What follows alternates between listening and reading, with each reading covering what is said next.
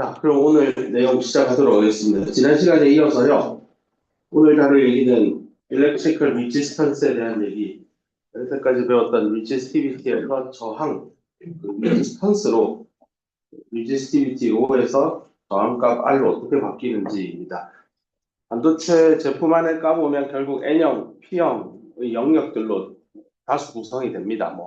인트린직한 영역도 있겠고, 절연막이 있는 곳도 있고, 금속만으로 구성된 것도 있지만, 반도체는 대부분 다 P 타입, N 타입, 인트린직, 이 중에 하나일 겁니다. 이럴 때 그 반도체 영역이 가지는 물리적인 크기라는 게 있겠죠. 사람도 키와 체중이 있듯이 N형 영역이 있다라고 하면 가로, 세로, 높이가 있을 겁니다.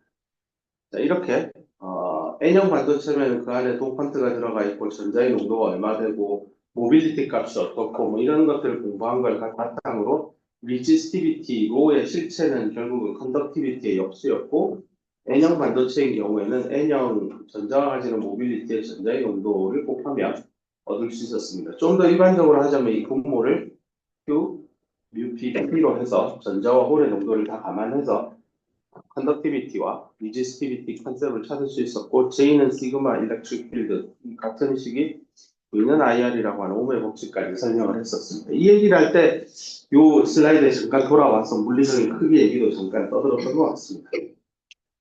그래서 한 번 더 정리합시다. 일단은 균일하게 도핑이 되었다니까요. 내가 이렇게 점을 찍는데요. 어떤 지점이건 도핑의 농도는 같다라고 가정을 합시다. 그렇게 했을 때 가로 랭스입니다. 랭스. T는 띵했을 겁니다. 두께고요. 공학에서 많이 씁니다. 두께 표현 T랑 W는 width입니다. 폭. 랭스는 short, long입니다. width는 narrow, wide입니다. 형용사로. 학생들이 width가 long하다 이런 표현을 하는데 틀린 표현입니다. 표현을 정확하게 쓰길 바랍니다. thickness는 띵이냐, 띠기냐, 얇다, 두껍다로 표현합니다.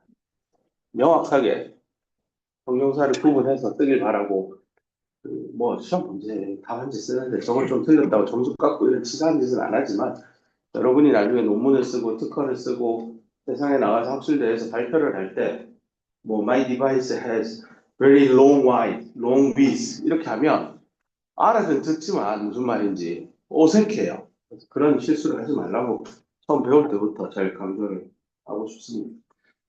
그래서 피지컬 가로 세로 높이를 정했으니까요. 이때 이 호모지니어스하게 도핑이 된 반도체 샘플에 내가 전압을 얼마를 걸고 와이어를 물려서 측정을 하면 전류값이 나오겠죠. 이랬을 때 이 샘플이 가지고 있는 저항, 리지스턴스의 값은 어떻게 추정할 수 있느냐. 이론적인 계산은 오른쪽에 있고요. 측정치는 여기 있습니다. 그래서 measured한 값과 estimated한 값이 별로 같은지를 평가하면 되겠죠. 아마 안 맞을 거예요. 측정하면 오는 건 알 겁니다. 여러 가지 오류들을 생각을 해보면 일단은 이 금속 도선이 진짜 퍼펙트하게 저항이 0입니까? 라고 물으면 그렇지는 않습니다. 0은 아니지만 다만 이 녀석의 저항값이 1메가옴이고 이 금속의 도선이 1옴 정도쯤 되면 거의 측정값이나 에스티메이티드 밸류랑 같을 겁니다.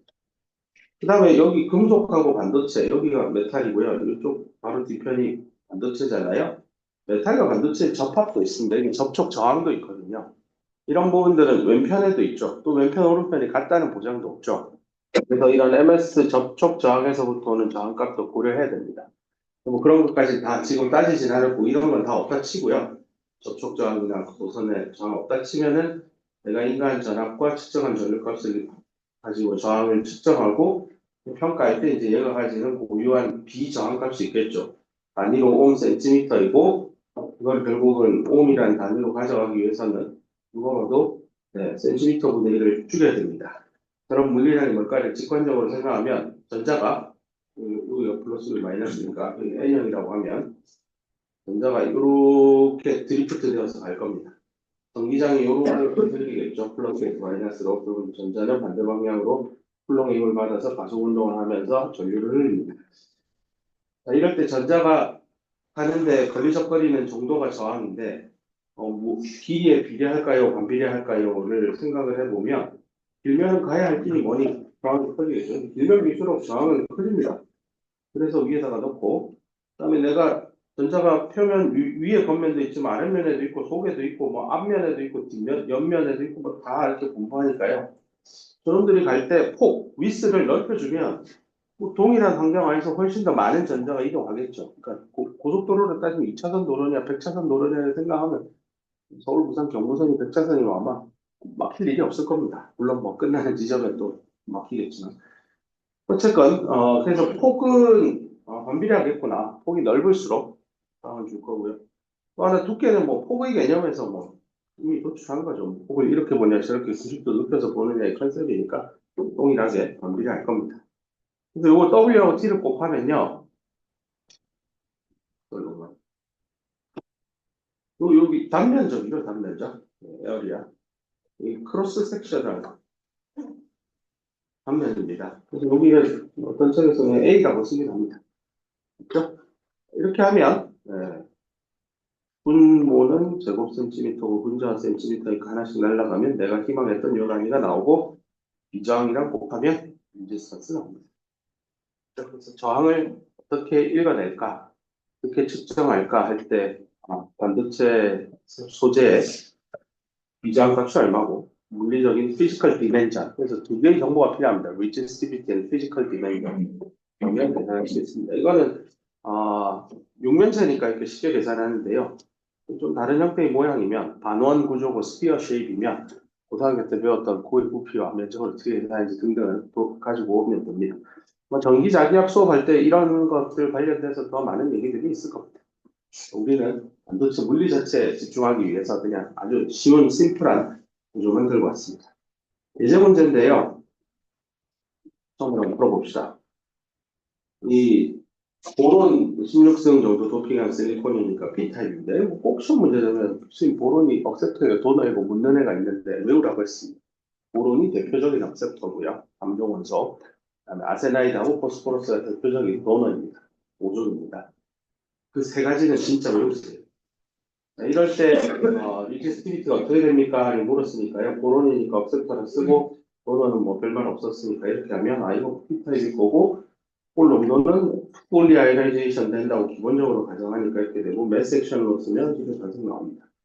그래서 리지스티비티식 떠올려서 요거 어차피 도너니 저기 P타입이니까 전자량도 없으니까 요것만 계산하서 이것도 외우라고 했죠? 네. 도핑 기능성 요거는 그래프에서 읽어보면 됩니다. 그래서 계산기 넣을 때 요것도 그 단위를 잘 보고 숫자를 대입하세요. 그냥 막 숫자 보고 대입하다 큰일 납니다. 단위 다 확인하고 이렇게 계산하면 됩니다. 그래서 머릿속에 넣어보세요. P타입으로 16성 정도 도핑하면 그 소재가 가지는 비저항 값은 1.4 외우기 어려운 거는 1옴cm 정도 됩니다. 비저항의 값이 1이죠. 우리 첫 시간에 배웠죠. 비저항의 값이 10의 마이너스 3승에서 10의 플러스 3승 정도의 범위 안에 들어가는 소재를 반도체라고 할 겁니다. 라고 했는데 실제 그 정도 값을 가지죠. 근데 그때 도핑을 안 하면 비저항 값이 10의 4승 정도 나옵니다. 라고 했는데 그 원인이 뭔지 알겠죠? 불순물이 안 들어가서 그래요. 그래서 이런 반도체 소재로 평가받는 실리콘은 불순물의 양에 따라서 비저항의 값을 100만 배 가까이 왔다 갔다 가져갈 수 있는, 그게 왜 실리콘을 쓰느냐라는 질문에 대한 답이고요. 나아가서 나중에 대학원에 진학하고 또 뭐 반도체 연구소 같은 데서 미래기술연구원, 미기원에서 하이닉스 조직 안에서 연구를 할 때 꼭 실리콘만 담당하지 않을 겁니다. 반도체 기술이라는 게 실리콘에 그치지 않고 난 실리콘, 실리콘 이외의 물질에 대해서도 탐구를 하는 연구원들이 많은데요.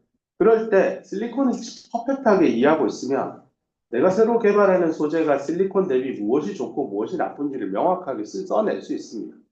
그래서 그런 부분들을 감안해서 실리콘의 이 물질이 가진 성질을 뛰어넘을 수 있는 새로운 신물질을 스스로 설계하고 만들 수 있으면 실리콘 위를 실리콘으로 만든 반도체 칩 이상의 슈퍼칩들을 만들어내는 꿈도 뭐 꿔볼 수 있을 겁니다.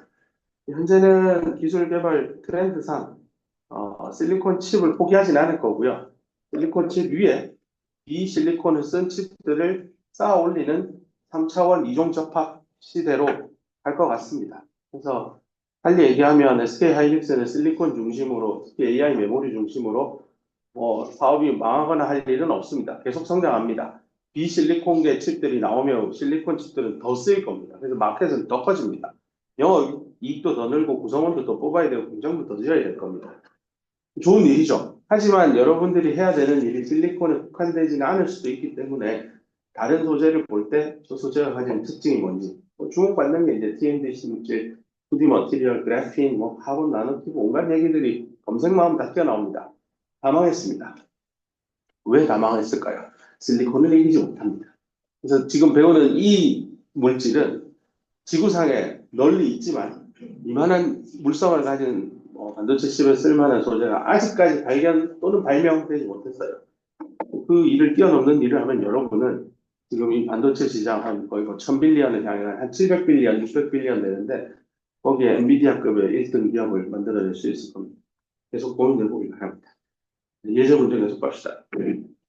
그 다음은 컴펜세이션이죠. 우리가 N형 반도체인데 억셉트를 더 넣어서 P타입으로 변형하는 걸 컴펜세이션 반도체라고 하는데요.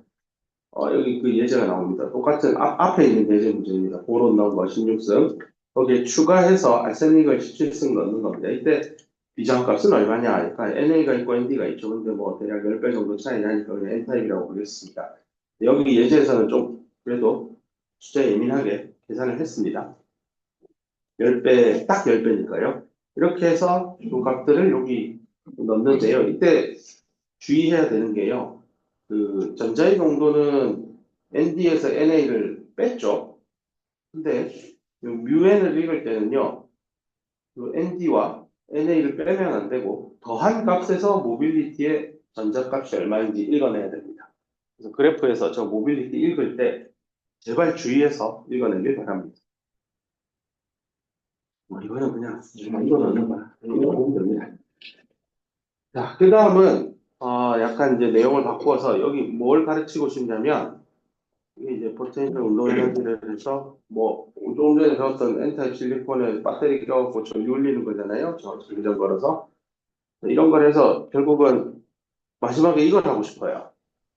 실리콘 덩어리가 있어요. N형 반도체가 있는데 저기에 전압을 양단에 인가하면 전류가 흐르겠죠.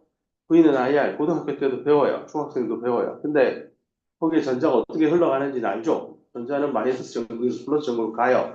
이제는 좀 배웠으니까 드리프트 되어서 간다라고 표현할 겁니다. 뭐 좌충우돌 하면서 가겠죠. 캐리어 스캐터링 일어나겠죠. 포논 스캐터링 포함해서. 근데 그거를 우리가 배웠던 충돌을 한다는 거 에너지 변화를 경험하는 거고 에너지의 변화를 잘 나타내는 비주얼 툴이 에너지 밴 다이어그램이라고 배웠습니다. 그럼 이제 밴드 다이어그램을 그리는 연습을 해보자는 겁니다. 이런 거죠. 회로가 있는데 저항이 있어요. 요 라인을 따라서 X 방향을 따라서 에너지 밴 다이어그램을 그리시오라는 문제입니다. 나중에 다음 학기나 배우게 될 일렉트릭 서킷 전기 회로 수업을 들어보면 뭐 이렇게 막 복잡하게 연결된 리지스티브 네트워크들을 공부하게 될 겁니다. 이런 것들을 뭐 여기 양단에 내가 전압을 가해서 이 전류를 흘리는데 이 안에 이 복잡한 건 난 싫고 그냥 저항 하나로 그러니까 이퀴블런트한 걸로 하나 바꿔줘. 라고 할 때 이거를 이 위에 있는 R1, R2, R3, R4 뭐 했을 때 이 함수식이 R1, R2 땡땡땡 RN일 때 어떻게 쓸까요? 뭐 이런 걸 배우는데 제일 쉬운 게 저항 두 개 직렬이고 더하면 된다. 뭐 이런 함수부터 배울 겁니다. 뭐 이런 건 나중에 태분한 등가 회로를 이용해서 풀 수 있는 방법도 있고 여러 가지 것들은 테크닉은 회로 설계하는 과정의 기본의 기본을 다음 학기에 배울 테니까 그때 연습하면 됩니다. 문제도 더럽게 많고 막 한 챕터마다 막 200문제씩 있을 거예요. 또 저희 공무원 시험도 그 회로 이론이라고 있거든요. 7급, 9급, 또 5급 기술고시 하시는 분들도 이 회로 이론, 또 변리사 이런 데 준비하는 분들도 회로 이론 많이 시험 쳐요. 그래서 일반 시중에 저희 뭐 교보문고 이런 데만 가봐도 회로 이론 문제집 해서 뭐 어마어마하게 많아요. 그런 것들을 많이 풀어보고 하면서 이런 비교들은 익혀도 되는데 이럴 때 우리 반도체공학 학생들은 야, 내가 여기 전장 흘러가는데 너 전자 이거 구체적으로 어떻게 흘러가는지 에너지의 변화를 표현할 수 있는 방법 알아? 라고 하면 그거는 웬만한 사람 대답 못합니다. 이제 여러분 배웠으니까요. 무려 한 달 반을 투자해서 공부해 왔잖아요. 요거 하려고. 여기의 흐름을 살펴보자는 겁니다. 이게 지금부터 요 강의 노트, 요번 강의 노트 챕터의 마지막에 해당할 겁니다. 가봅시다. 저걸 잘 이해하기 위해서 처음에 출발해야 되는 게 에너지에 대한 개념을 크게 두 가지로 나눌 겁니다. 포텐셜 에너지와 카이네틱 에너지인데 뭐 이게 전자나 홀은 움직이니까 전류를 흐르죠. 모바일하고 차지드된 파티클만 전류를 판매합니다. 움직이니까 운동 에너지 있습니다. 그건 직관적으로 다가와요. 근데 꼭 하나 드는 생각이 뭐 이게 위치 에너지라고 한국말로 바뀌는데요. 내가 어떤 위치에 있느냐에 따라 나의 잠재력이 결정된다라고 이해해도 좋을 것 같습니다. 그래서 이게 실리콘 안에서 전자나 홀이 어떤 내부적으로 가지고 있는 잠재적인 에너지가 있느냐인데 이걸 한국말로 위치 에너지라고 바꾸는 순간 실리콘 안에 그 왼쪽에 있어요, 오른쪽에 있어요, 위에 있어요, 바닥에 있어요. 이렇게 하면 이제 완전 잘못된 이해를 하기 시작합니다. 이 포텐셜 에너지라는 건 내가 이 에너지를 머금고 있다가 언제든지 운동 에너지로 바꿔먹을 수 있다. 이렇게 이해하기 바랍니다. 그럼 그 운동 에너지를 잃고 또 운동 에너지를 잃는다는 건 뭐 움직였죠. 그거를 좀 다른 포텐셜 에너지를 취득하기 위해서 딴 데로 옮겨갔다. 이렇게 이해하기 바랍니다. 포텐셜과 카이네틱은 주거니 받거니 한다라고 보면 되겠지만 두 개의 합이 결국 토탈 에너지일 거고 그 토탈 에너지는 결국은 외부에서 에너지가 들어온 만큼 자기가 내부적으로 얻어서 쓰게 될 겁니다. 에너지 보존의 법칙은 유지될 테니까요. 뭐 그런 과정에서 열로 막 쓰기 시작하면 토탈 에너지는 감소할 겁니다. 근데 대부분의 발열을 하면서 뭐 운동 에너지, 포텐셜 에너지를 다 잃게 될 겁니다. 그래서 그런 포텐셜, 카이네틱 에너지를 어떻게 그 밴드 다이어그램에서 이해할 건가? 요거를 설명하는 단표입니다.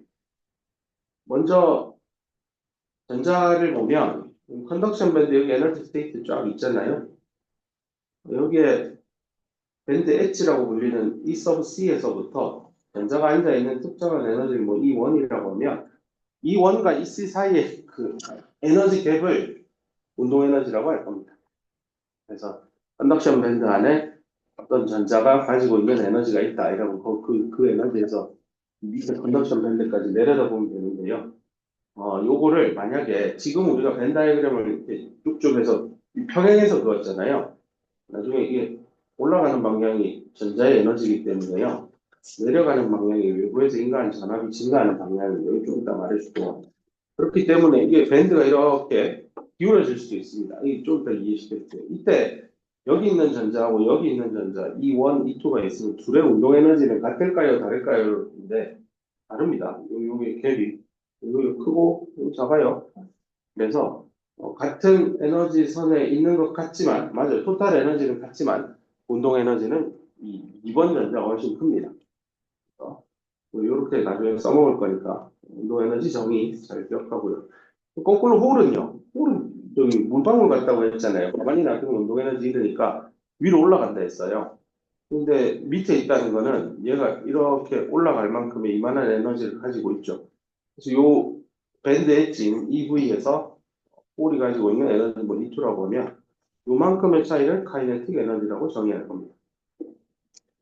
이게 뭐 거울 같은 거죠. 위에서 이렇게 정의했으니 뒤집어서 밑에서도 그렇게 정의합시다라고 이해하면 됩니다. 그 다음에 이 부분에서 학생들이 매번 질문도 나오고 헷갈리던데 포텐셜 에너지 그럼 어떻게 정의합니까? 이렇게 정의할 겁니다. 이걸 이렇게 정의해놓으면 이 C는 알겠어요. 여기 있죠? 이 레퍼런스 이거 뭐예요? 말 그대로 내가 하나 콕 찍는 겁니다. 그냥 Y축에서 여기 또 찍으면 됩니다.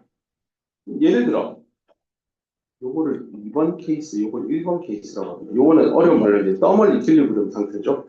외부에서 어떤 전압도 인가하지 않은 상황이고 2번은 뭐 비평형 외부에서 뭔가 에너지를 가해서 밴드 다이어그램을 휘게 만든 겁니다. 자, 이럴 때 레퍼런스 에너지는 어디냐라고 하면 여기 옆에다 Y축을 좀 그냥 붙여볼게요. 이렇게 전자의 에너지가 있잖아요.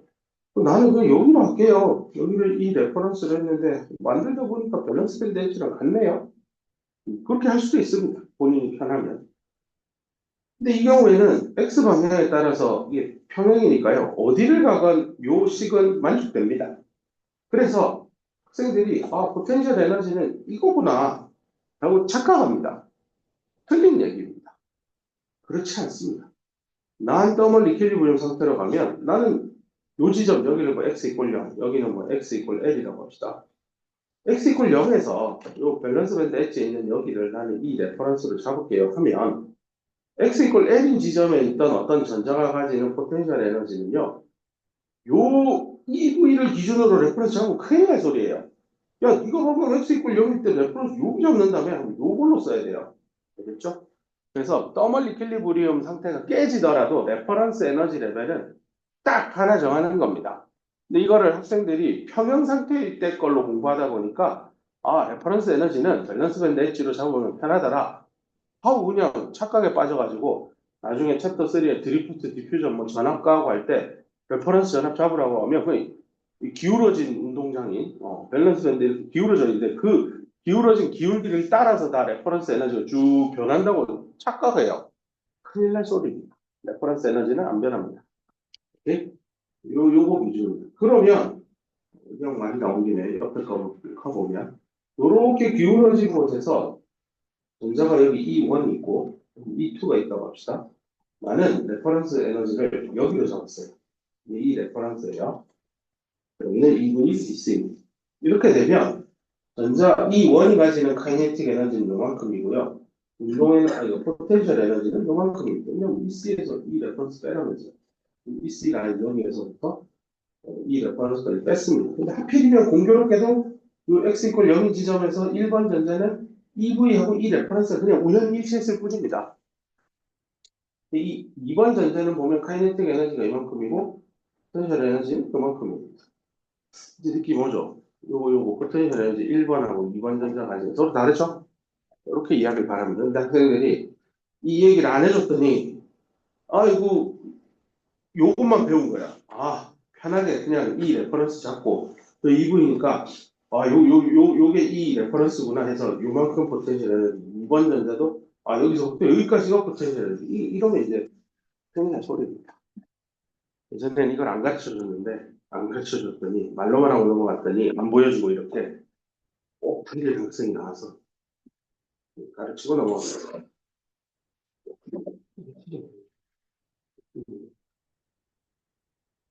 그러면 한 5분만 쉬었다가요. 11시 5분 되면 여기 포텐셜 하고 필드 이쪽으로 넘어가고 있습니다. 잠깐만 기다려주세요.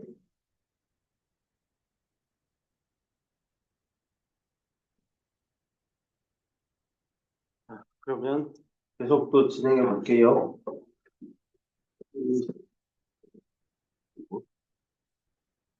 우리가 그 저항 하나 끼워가지고 전압인가 했을 때 어떻게 전류가 이동하느냐에 대해서 좀 자세히 살펴보고 있습니다. 0.7V를 인가를 해서 플러스 마이너스 있고 네, 플러스에서 마이너스로 전기장 걸려 있는 걸 도식화했고 우측에 있는 그림은요. 여기를 x 이퀄 0이라고 잡고 여기를 뭐 x 이퀄 l이라고 하면 요 x 방향을 따라서 네, 전압이 어떻게 변하느냐인데 출발을 0.7에서 해서 결국은 0V까지 온다라는 얘기입니다. 다시 강조하지만 전압은 전압차입니다. 자, 이럴 때 전압 마이너스 Q를 띠고 있는 어떤 입체니까 뭐 전자죠. 이 포텐셜 에너지는 누구랑 연관이 되어 있느냐? 포텐셜 에너지 아까 전에 말했던 밴드 다이어그램 상에서 자기가 가지고 이 컨덕션 밴드 엣지에서 레퍼런스까지의 차이라고 했습니다. 요게 의미하는 바가 아까 전에 말한 대로 더멀 이퀄리브리움일 때는 EC와 예컨대 EV를 내가 이 레퍼런스랑 맞추면 요게 포텐셜 에너지라고 했지만 지금은 상황이 바뀌었어요. 여기에 이건 더멀 이퀄리브리움 상태이니까 전기장이 없는데 지금은 외부의 전압원에 의해서 전기장이 인가된 상황입니다. 그렇기 때문에 그 에너지가 어떤 식으로건 100% 운동 에너지로 다 안 들어가고 내가 가지고 있는 지금 이퀄리브리움에 이제 전압을 막 인가한 거니까요. 외부에서 인가된 전기 에너지가 나에게 잠재된 에너지인데 이걸 들고 내가 운동 에너지로 바꿔 먹을 수도 있잖아요. 그래서 요거는 이제 단위가 볼트죠. 근데 에너지는 일렉트론 볼트니까 여기에 일렉트론에 해당하는 마이너스 Q를 곱해서 물리량을 맞춘 겁니다. 그래서 포텐셜 에너지는 내가 외부에서 받은 그 전압에 의해서 마이너스 Q1 전자라서 파티클이 마이너스 Q니까 이렇게 표현하면 됩니다. 결국은 포텐셜 에너지는 내가 외부에서 도움을 받고 있는 정전기적인 포텐셜에 의해서 볼티지입니다. 볼티지에 의해서 취득할 수 있다, 에너지를. 이렇게 한 다음에 앞에서 배운 요식을 여기다 대입을 하고 V는 하고 정리하면 이렇게 나온다는 것밖에 없습니다. 밑에는 별 내용은 없습니다. 이렇게 해서 electrostatic potential, DC 전압입니다. AC 신호는 나중에 또 강의하겠지만 DC 신호는 시간에 따라 변치 않는 전압 값입니다. 그럼 조금 더 나아가서 아니 지금 뭐 우리가 배운 건 드리프트니까 전기장을 알아야 되는데 그럼 전압만 주고 전기장을 어떻게 구합니까? 이겁니다. 그래서 이제 이런 얘기를 합시다. 여기를 높은 전압, 요 지점을 낮은 전압, 여기를 x 이퀄 0, 여기는 x 이퀄 뭐 거리, 디스턴스에 d 씁시다. 그래서 이쪽으로 가는 게 x 값이 증가하는 양의 방향입니다. 우리는 저기 1차원만 해석할 겁니다. 이거 전기자기학 수업 시간에는 3차원 해석 들어갈 건데요. 1차원이라고 하고 이럴 때 요 플러스 x 방향으로 전기장이 형성된다라고 배웠습니다. 이걸 수학적인 식으로 쓰고 싶은 겁니다. 말한 대로 전기장은 단위만 생각해봐도 볼트 퍼 센티미터이니 이 전압의 차이와 거리의 차이일 겁니다. 네, 거리는 내가 x라 썼고 전압은 v라 써서 저렇게 수학적인 식으로 썼고요. 이거의 의미는 수학에서 말하는 변화량은 나중 빼기 처음의 개념입니다. 시작과 끝이 있으면 initial, final 그러면 v의 final value하고 v의 initial value를 찾아내야 됩니다. 근데 여기서는 찾아보면 여기 마이너스 v라고 했고 여기 플러스 v라 했죠. 좀 수학적인 식으로 v high, v low라고 씁시다. 그러면 final이 low고요. initial이 high입니다. 당연한 얘기겠지만 v low에서 v high를 빼면 음수입니다. 그죠? 머릿속에 넣고 그 다음에 위치의 변화니까 마지막 위치는 D였고요. 처음 위치는 0이었습니다. 이걸 계산을 해보면 얘는 분모는 양수고 분자는 음수예요. 근데 내가 지금 생각하는 이 물리 환경은 플러스 값이 나와야 되는데 이 젠장 우변은 음이고 나는 양인데 이거 안 맞잖아. 그래서 여기 마이너스를 넣어야 됩니다. 이래야만 저 물리 현상을 수학이라는 도구로 정확하게 써냅니다. 자, 그래서 일렉트릭 필드는 전압의 변화를 거리에 따라서 어떻게 되는지를 이런 걸 이제 어려운 단어로 민감도라고 봐도 됩니다. 얼마나 센스하냐, 민감하게 반응하냐입니다. 주어진 거리에서 전압차를 높이면 높일수록 그 내부는 강한 전기장이 생긴다. 센서티비티가 높다고 이렇게 봐도 될 겁니다. 이렇게 마이너스를 쓰는데 이걸 좀 더 미분의 개념을 가지고 오면 이렇게 쓰면 되겠죠. 2v dx, v는 x에 대한 함수입니다. 그래서 미분을 하면 0이 되는 게 아니라 어떤 값이 나올 겁니다. 이렇게 쓴 겁니다. 그렇죠? 그 다음 바로 앞에서 배웠다고요. 잠깐 슬라이드는 요거요. 요거를 뒤에 식에다가 잡아 넣을 건데 여기서 중요한 게 이 레퍼런스는 상수입니다. x에 대해서. x의 값이 왼쪽 오른쪽 어디에 있건 이 레퍼런스 안 변한다 했죠. 그러니까 얘는요. 만약 내가 요 좌변의 v를 x에 대해서 미분할 거잖아요. 얘는 미분하면 0 된다는 얘기입니다. 그렇죠? 대신에 얘는 0이 아닐 수 있다라는 얘기입니다. 그것만 머리에 놓고 여기 v 자리에 마이너스 q분의 1, 이 레퍼런스 빼기 EC를 대입을 하면 마이너스 날라가고 q분의 1은 뭐 어차피 정해진 물리량 상수니까 미분과 상관없이 앞으로 튀어나오고 이 레퍼런스는 x에 대해 미분하는 순간 0 되고 뒤에 남아있는 얘는 여기 미분하게 되면 그냥 여기 요놈 그대로 x에 대해서 이게 상수인지 뭔지 모르니까 그대로 살려둔 겁니다. 이렇게 나옵니다. 즉 앞으로 전기장은요 밴드 다이어그램 상에서 이 식을 보세요. 전기장은 1 q에다가 EC dx예요. 이 말은 컨덕션 밴드의 엣지가 x 방향에 따라 기울기가 있느냐가 그 소재 안에 전기장이 있냐 없냐를 결정합니다. 이게 중요한 식입니다. 그 말은 우리가 여태까지 배웠던 평형 상태에서 밴드 다이어그램 그렸을 때 이 EC는 x 방향에 따라 평행하게 x축과 그렸으니 여기는 no electric field입니다. 맞죠? 전압을 안 가했으니까 그게 숨겨져 있었던 겁니다. 근데 이제 지금은 0.7 가했잖아요. 그러면 이거 electric field가 yes electric field잖아. 그럼 얘는 위의 식에 따르면 0이 아니어야 되는데 이 electric field가 0이 아니면 우변 얘도 0이 아니어야 되는데 Q분의 1은 0이 아니니, 야, 그럼 이거 기울기가 0이 아니네. 어떻게 그리지? 어떻게 그리지? 라고 한 게 이제 여기 힌트가 나옵니다. Vx가 요렇게 여기 유니폼하게 도핑이 됐다고 하면 이 큰 저항 덩어리를요, 뭐 n개의 세세한 저항으로 계속 나눌 수 있겠죠. 그렇게 하면 저항의 값을 굉장히 공평하게 이분하게 나눴다고 하면 이 전압은 여기서 0.7이고 끝이 0이지만 내려갈 때는 선형적으로 전압 강화가 일어난다라고 하면 이런 1차 곡선식으로 표현해도 틀리지 않습니다.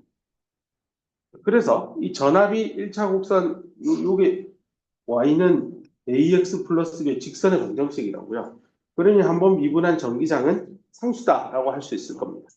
이게 설명이 되는 이유는 여기를 유니폼하게 도핑했기 때문에 이게 가능한 거예요. 유니폼하지 않았으면 아마 전기장은요, 내부에서 어떨 때는 이러고 어떨 때는 이러고 뭐 이렇게 하면서 변해갈 겁니다.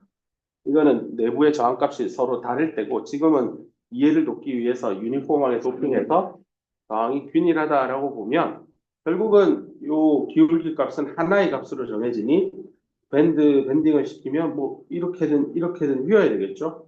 근데 어느 쪽으로 휠까를 고민할 때 에너지는 마이너스 큐브이니까 밴드 다이어그램에서 올라가는 게 전자에너지죠. 전자에너지예요. 이 전자에너지예요.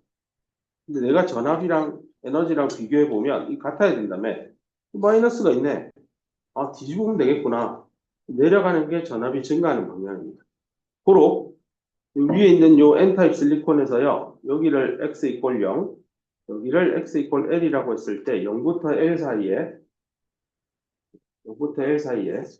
밴드 다이어그램을 그린다면 전압이 높을수록 아래쪽이라고 했어요. 그러니까 요렇게 그리면 되나?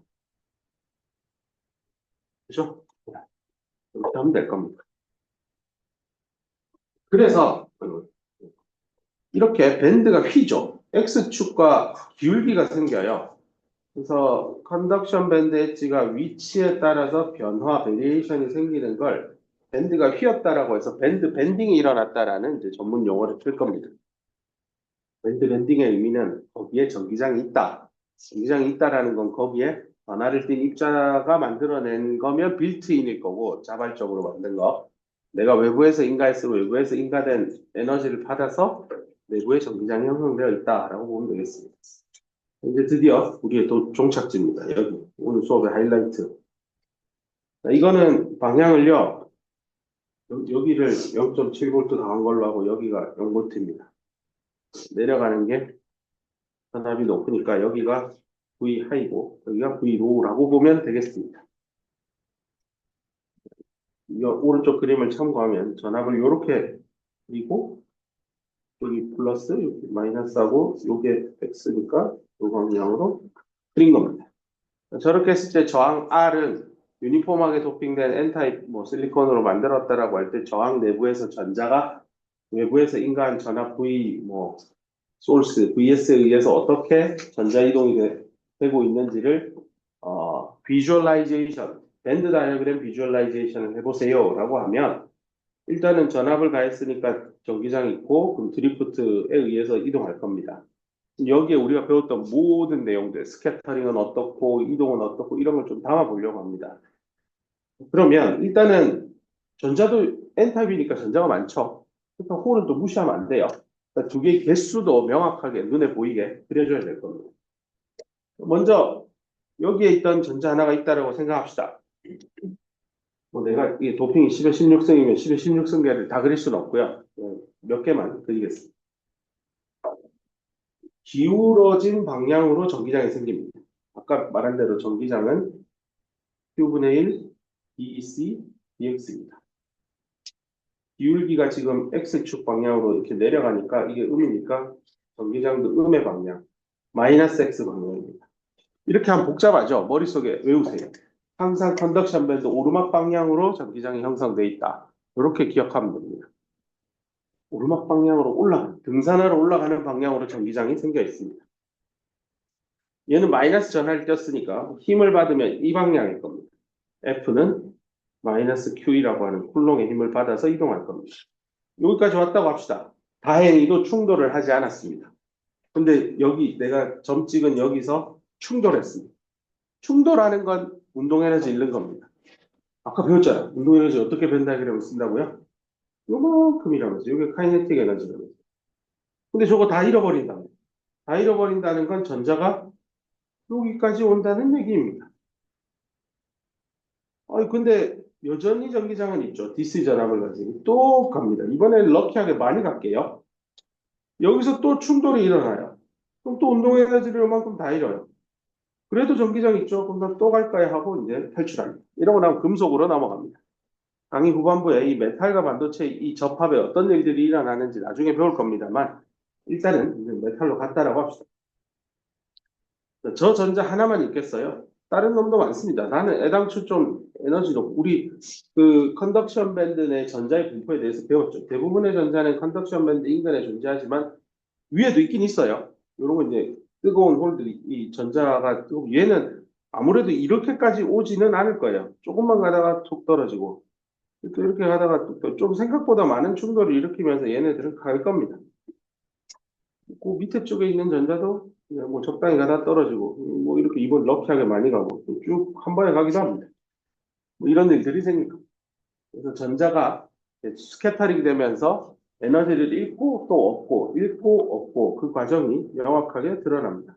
이 부분에서 로스가 생기고 이렇게 가면서 요만큼의 게인을 얻었죠. 근데 그게 결국은 다시 로스가 생기는 거죠. 이렇게 운동 에너지를 경험을 하면서 전자 하나하나는 마이너스 전극에서 플러스 전극으로 이동해 갈 겁니다. 그 홀은 어떻게 됩니까? 홀은 일단 개수가 작으니까 한 개만 해볼게요. 이렇게 H 플러스가 있으면 얘는 요 방향이죠. 오르막 방향. 컨덕션 밴드의 오르막 방향이에요. 전기장은. 홀이니까 얘는 밸런스 밴드의 오르막인가요? 안 돼요. 전기장은 컨덕션. 이 뒤에가 플러스고 앞이 마이너스니까 나도 갈래요 하고 이렇게 가겠죠. 충돌 나면 운동 에너지 일조 요만큼이 카이네틱 에너지라 했잖아요. 또 여기에다가 또 이렇게 가다가 올라가고 가고 뭐 이렇게 갑니다. 홀은 뭐 많지 않을 테니까 하나만 이어서 마이너리티 캐리어도 드리프트 커런트에 참여하고 있구나 쓸 수 있을 겁니다. 그래서 이게 밴드 다이어그램 하나만 기울어져 놓고 보니까 그 안에 굉장히 많은 물리 현상들을 에너지의 관점에서 올라가는 건 전자의 에너지, 내려가는 건 홀의 에너지, 한 번 더 내려가는 건 전압의 증가 방향입니다. 이것만 까먹지 않으면 밴드 다이어그램 보는 눈은 확실히 생길 겁니다. 내가 지금 밴드 다이어그램 그릴 때마다 X축이 뭡니다, Y축이 뭡니다 이렇게 세뇌하듯이 얘기하는데요. 다른 강의 하시는 분들을 보면 저 얘기를 처음에 한 번만 부담 안 해요. 그럼 학생들이 밴 다이어그램 그릴 때마다 헷갈려 하더라고요. 근데 계속 친절하게 안내하고 있습니다. 한번 서머리 한번 읽어보면 될 거고요. 여기까지가 이제 드리프트에 대한 얘기입니다. 다음은 이제 우리가 지금 배우는 게 여기 챕터 3에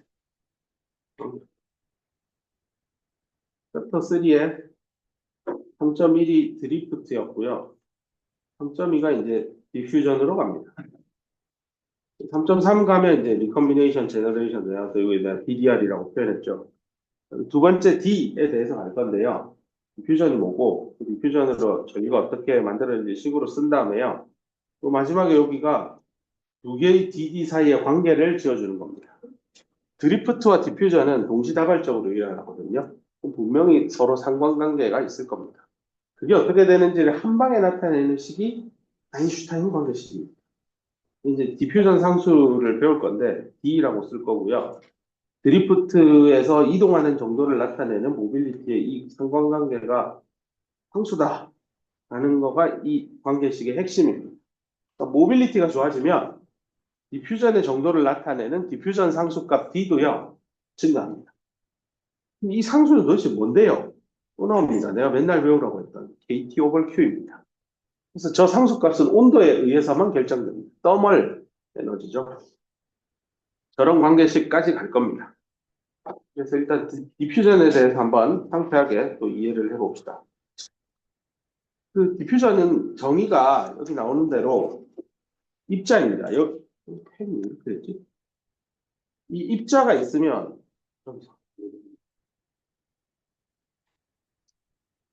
여기서는 charged particle이라는 표현이 싹 사라집니다.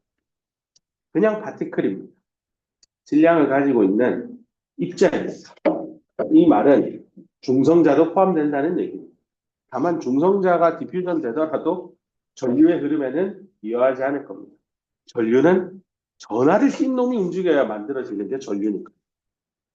나 같은 사람은 중성이잖아요. 여러분도 중성이고 백날 띄워봐요. 전류 안 생겨요. 우리가 다 마이너스잖아요. 같이 운동장 가서 100m 릴레이 경주하면 에너지를 만들 수 있을 겁니다.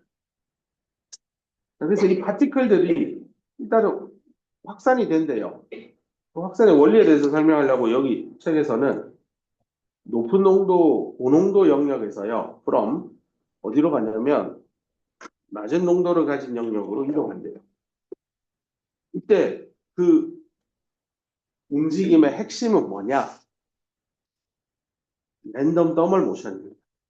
그러니까 이게 반도체 안에 있는 전자나 홀들이 절대 가만히 있지 않아요. 상온 300켈빈에 있으면 얘는 끊임없이 움직여요.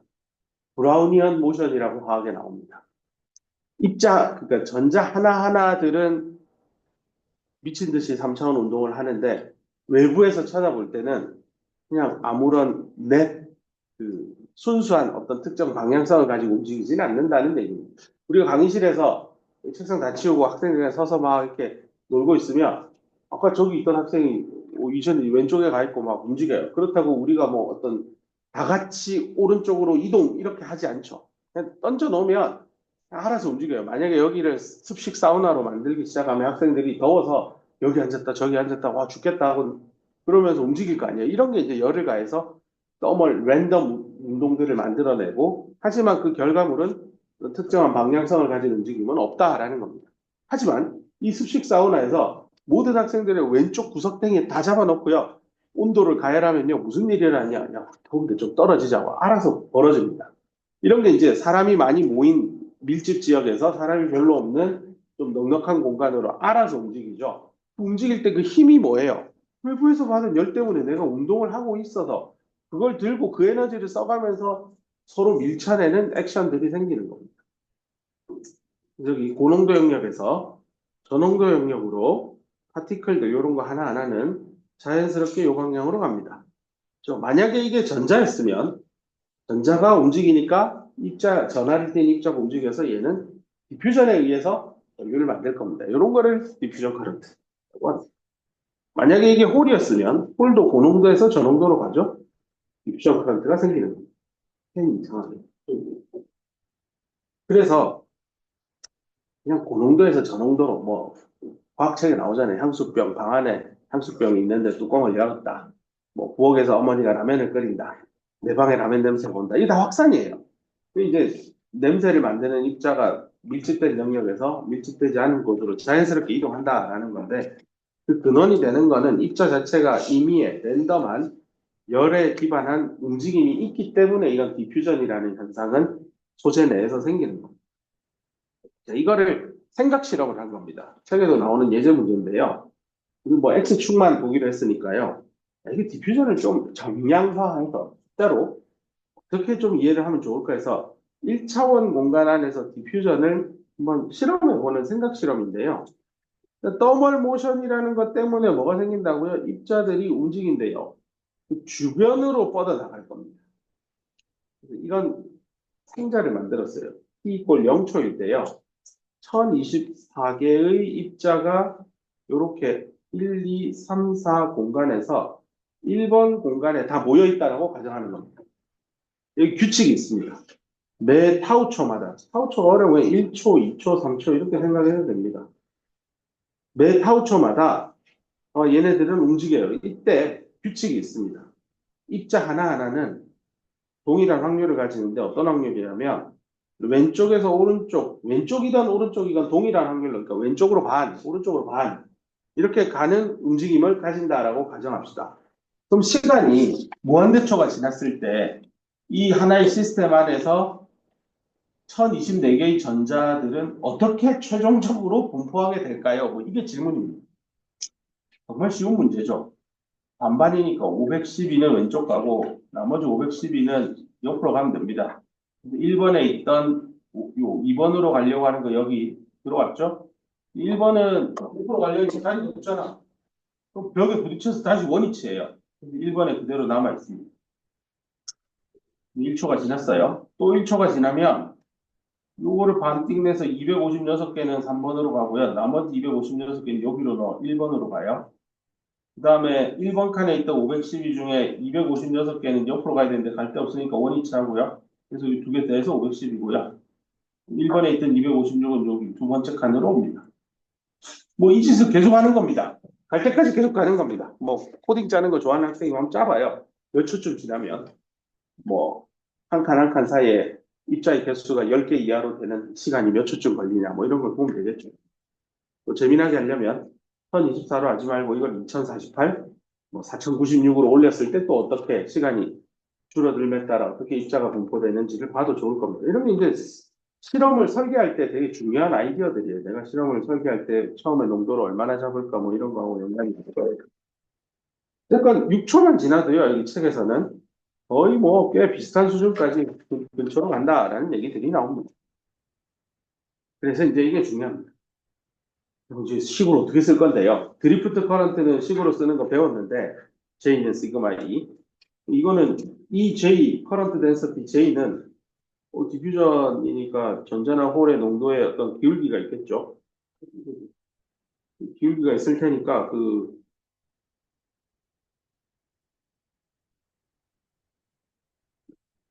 기울기가 들어간 뭔가하고 연관이 될 겁니다. 그래서 보시면 X 값에 대해서 전자의 농도가 기울어져 있죠.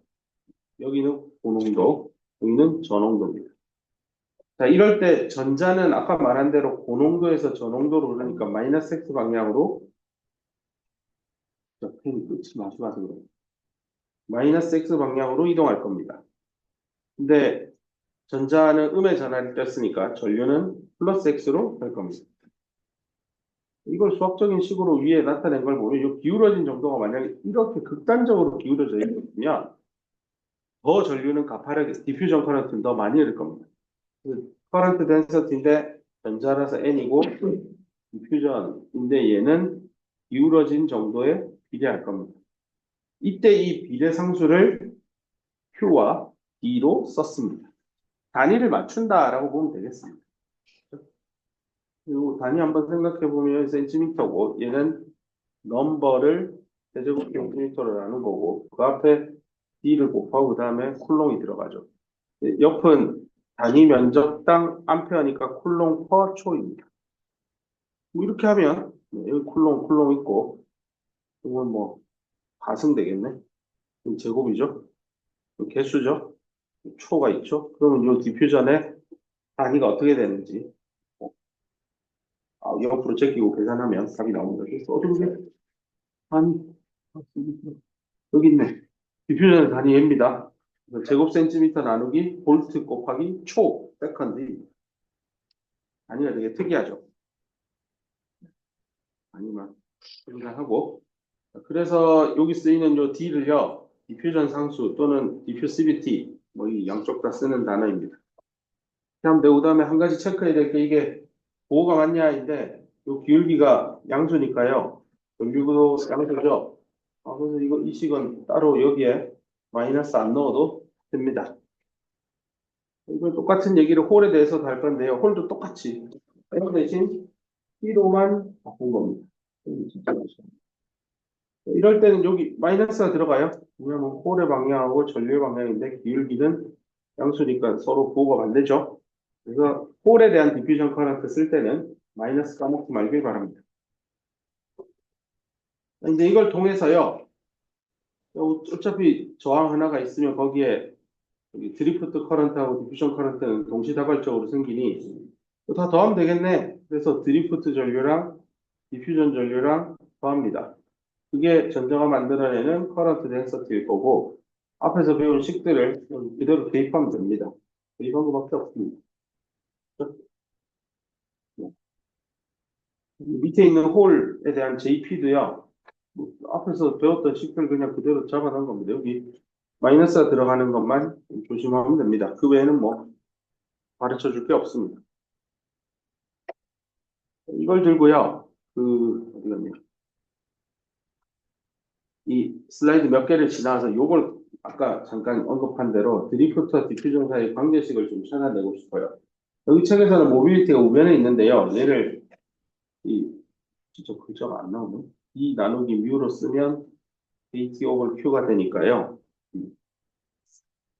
상수다라는 거 강조할 수 있을 것 같습니다. 요거를 이해하기 위해서 몇 가지 썰을 풀어야 돼서 여기서부터 좀 출발하려고 합니다. 요거까지 하면 끝날 것 같습니다. 먼저 밴드 엣지하고 밴드 엣지에 대해서 페르미 에너지 레벨이 어디 있느냐 이미 배웠잖아요. 9구단 6단으로 EF 레벨이 EC하고 EV 사이에 어디에 위치하느냐에 따라 그죠? 전자나 홀의 농도를 가지고 놀 수 있는 되게 중요한 인디케이터, 척도의 역할을 한다 했죠. 9구단 6단으로 외우면 뭐 16승 N타입 다음 66, 36, EF는 EI 값으로부터 0.36 일렉트론 볼트 컨덕션 밴드 엣지 쪽으로 향해 있다. 금방금방 이제 머리에 연습이 될 겁니다. 근데 그게 시사하는 바가 결국은 EF가 여기 밴드 엣지에서 얼마나 떨어져 있느냐 또는 미드갭에서 얼마나 떨어져 있느냐는 결국 도핑의 양하고 연관이 돼 있습니다. 근데 지금 여기서 주제를 보세요. 난 유니폼입니다. 여태까지 공부한 건 다 유니폼이었어요. 이해를 돕기 위해서 다 균일하게 도핑했는데 반도체 제품을 만들다 보면 왼쪽은 좀 연하게 도핑하고 오른쪽은 진하게 도핑해야 됩니다. 그러면 여기는 이런 거예요. 여기는 N 플러스고요. 여기는 그냥 N이에요. P형과 N형을 붙이는 게 아니에요. N형이에요. 왼쪽은 진하고 오른쪽은 연해요. 그리고 그게 갑자기 뭐 18승 하다가 어느 순간 16승 떨어지는 게 아니라 서서히 도핑의 농도가 감소하도록 만들었다고 합시다. 그러니까 여태까지는 여기 자 N타입 있어요. 여기 X 방향이에요. 벤 다이그램 그리세요 하고 쭉쭉 끄면 끝나요. 가운데 여기 EF 찾아가지고 그리면 되죠. 근데 지금 문제는요. 이 N이라 하지 말고 여기는 N 플러스 이쪽은 N 마이너스 이럴 때 벤 다이그램 그려보세요 하면 어떻게 그릴 거냐고. 이거를 퀴즈에 먼저 냈었으면 굉장히 당황스러웠을 겁니다. 이거 어떻게 쓰지? 분명히 배운 대로 따르면 왼쪽은 여기 EC고 EV면 여기에 EF인데 오른쪽은 EC, EV 그리면 EF가 밑에 좀 있을 거예요. 그럼 EF를 이렇게 내려서 그려야 되나? EC니까 그대로 갖고 뭐지? 이게 답일 것 같잖아요? 근데 정답은 여기 왼쪽에 있는 이 그림입니다. 보고 있는 대로 밴드가 휘었어요. 밴드가 휘었다는 건 뭐라고요? 오늘 배운 거 있잖아요. 오르막 방향으로 전기장이 있다는 거예요. 아니, 잠깐만요. 지금 여기 배터리 안 꼈잖아요. 근데 어떻게 전기장이 있어요? 배터리 안 꼈는데 전기장이 생긴 거죠. 왜 생겼을까요? 되게 중요한 질문입니다. N 플러스 N 형태로 만들었기 때문에 NN이 아니라 N 플러스 N으로 만들었기 때문에 그 물질 안에는 자발적인 이런 걸 영어로 빌트인이라고 합니다. 뭐 원룸 자취방을 구해도 가구 안 들고 가도 그 안에 책상 있고 침대 있고 뭐 옷장 있는 원룸들 있잖아요. 빌트인 가구라고 하죠. 아파트 지을 때마다 다 부착된 거잖아요. 얘도 마찬가지예요. 도핑을 그렇게 해서 N 플러스 N으로 만든 소재이기 때문에 그 안에 스스로 빌트인 되어 있는 전기장이 있습니다. 그 생각하면 그 전기장은 도대체 누가 만드는 거예요? 그 말이 돼요? 라는 고민들을 오늘 꼭 가서 한번 해보길 바랍니다. 미리 가르쳐 주지 말고 좀 생각을 하고 훨씬 좋긴 한데 간단히 몇 개만 얘기해 봅시다. 전자가 일단 농도차가 있으니까 이렇게 이동하겠죠. 일단 분명히 이렇게 갈 겁니다. 전자가 빠져나가고 나면 뒤에 뭐가 남죠? 뭐 아주 인투이티브하게 직관적으로 생각해 보면 이온화된 불순물이 남아 있을 겁니다. 얘는 상대적으로 플러스 영역일 거고요. 여기 있던 전자가 이쪽으로 갔으니 원래 전자 하나 있는데 하나 더 갖고 더 마이너스가 되죠. 이쪽 마이너스 되는 경향성이 있습니다.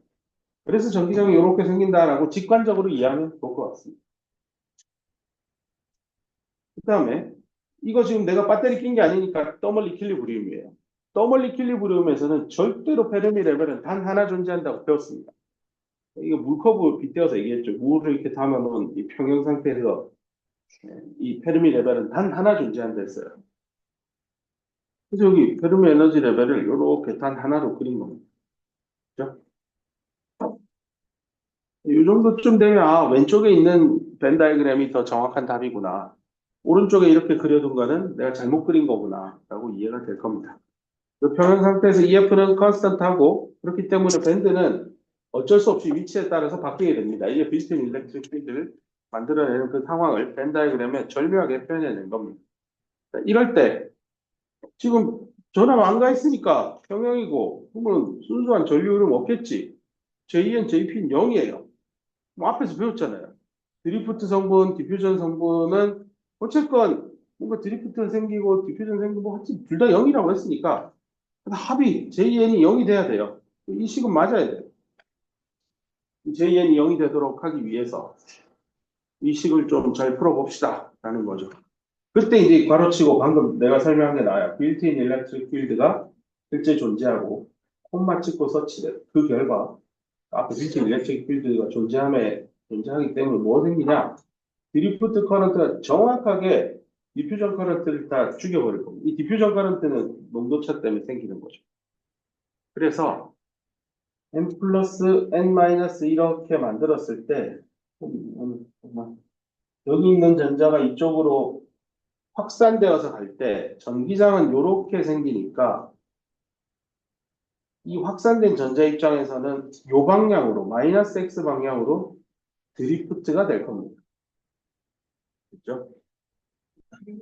나는 PPT의 문제인가? 그래서 디퓨전에 의해서는 왼쪽에서 오른쪽, 드리프트에 의해서는 오른쪽에서 왼쪽입니다. 그래서 n 플러스 n 접합이 디퓨전만 생각하면 계속 확산되면 n 플러스로 바뀌나? 이렇게 오해할 수도 있거든요. 마치 그거죠.